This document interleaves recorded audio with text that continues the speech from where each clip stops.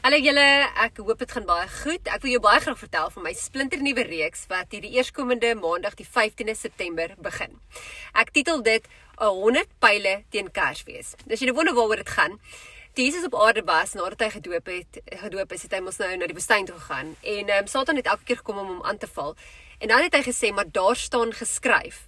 En dan het hy skrif aangehaal, beloftes van God wat hy gememoriseer het hy as 'n teenaanval gebruik. Dit is amper soos 'n swaard wat hy uitgetrek het. Maar ek noem dit ook altyd die jy weet, so 'n soort van die pyle in jou koker. Sodat wanneer die vyand kom om aan te val, want hy doen elke dag, ons weet hy loop rond se bronne leeu. Wat sê jy teen dit? Jy weet, hoeveel pyle het jy, hoeveel beloftes van God het jy gememoriseer wat jy kan gebruik as 'n teenaanval? So dis wat ek graag wil doen. Ek wil graag vir jou oor 'n tydperk van 100 dae 100 skrifgedeeltes gee, beloftes van God gee, wat kort genoeg is om elke dag te memoriseer, wat kort genoeg is sodat jy dit as 'n gesin saam kan doen, jou kinders kan dit ook doen, jy kan dit uitprint, jy kan dit uitdruk, jy kan dit ergens opplak, en jy kan dit memoriseer.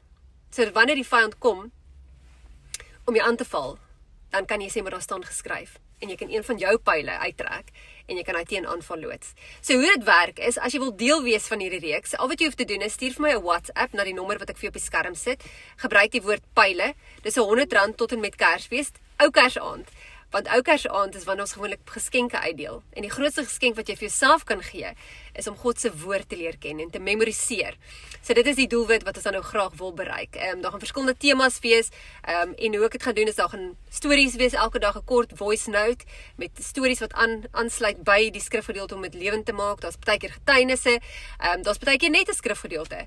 Maar ek sien regtig uit daarna om te sien die potensiaal van dit in jou lewe, want ek glo, en ek het dit al so baie gesien in my eie lewe, dat daar krag is in die woord van God. Dit is lewend en kragtig, en ek wil graag hê dit moet lewend en kragtig wees in jou lewe, ook in jou gesin se lewe. So doen dit saam as 'n gesin, as 'n selgroep, as 'n vriendekring, en ek is regtig opgewonde om van jou te hoor. So stuur daai boodskap nou deur, en hopelik stap ons van maandag af die pad saam.